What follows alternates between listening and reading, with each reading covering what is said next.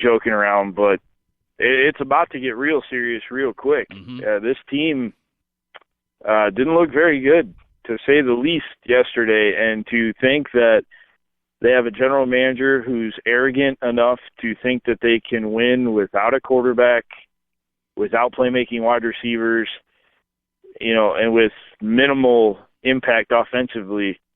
I'm not sure what game he's playing, but it doesn't look like the football that I grew up playing, because last I checked, you still need to get the ball across the goal line. Yes. And the Browns are pretty much at a dearth of talent in people who can do that right now. And that's a pretty scary thing to say after week one, but this team has next to no playmakers offensively. They just looked out of sync after McCown went down, and that's partially on the veterans on that line. I mean, they're very veteran, and they have to come out and say, hey, we're going to lead this team, regardless of who's at quarterback. And I didn't see that's the biggest knock I have on some of those guys on the offensive line, is I've never seen them grab somebody by the face mask and be like, hey, follow me. Yeah. I've played almost 8,000 straight snaps in this league. I know what I'm doing. Just follow me and we'll be all right. I don't see that kind of fire. I've never seen that kind of fire. And anytime I see any kind of fire out of the offensive line, it's usually Alex Mack doing something stupid after a play that results in a 15-yard penalty. Which he did yesterday as well. Yep.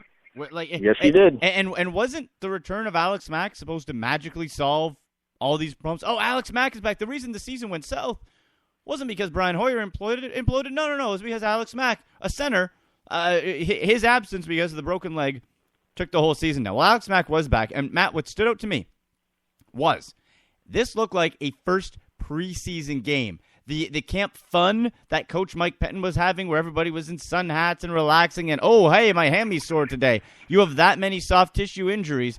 They were not ready at all. This looked like a team that was just stepping onto the field for the first time after a long absence, not anybody who was ready to actually play a game. And if it takes them 2-3 games to actually get their legs out from underneath them, well, guess what comes next? You have Tennessee Titans, Oakland Raiders, winnable games on paper.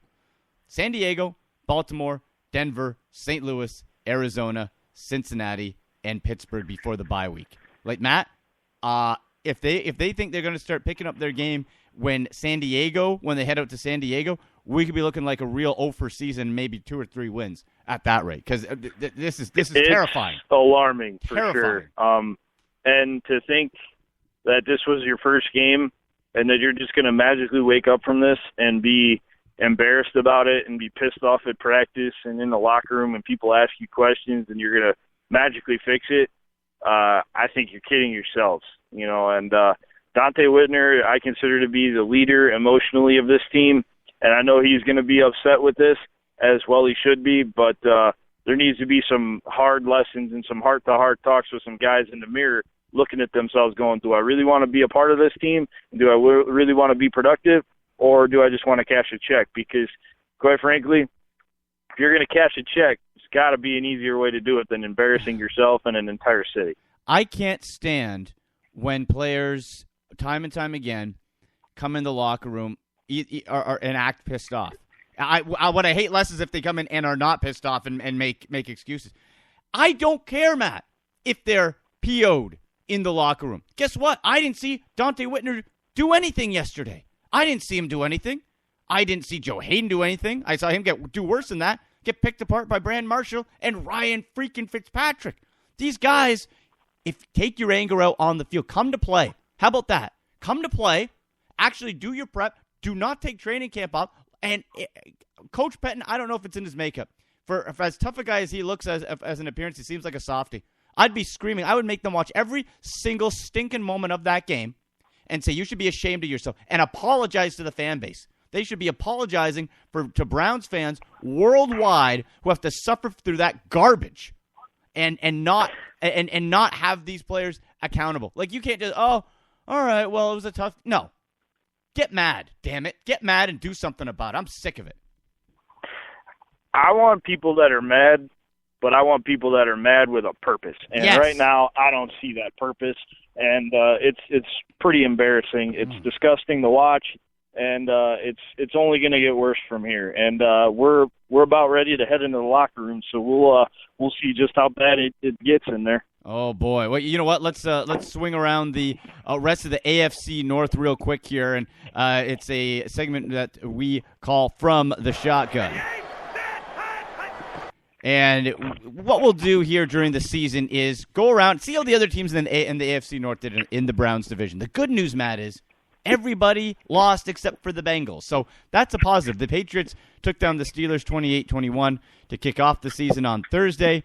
You had the Baltimore Ravens losing to Denver 19-13. And the Cincinnati Bengals put the boots to the Raiders 33-13. That is a plus side because they do play Oakland. And if Derek Carr and that team is as bad as Cincy made them look, that might be our first win of the season.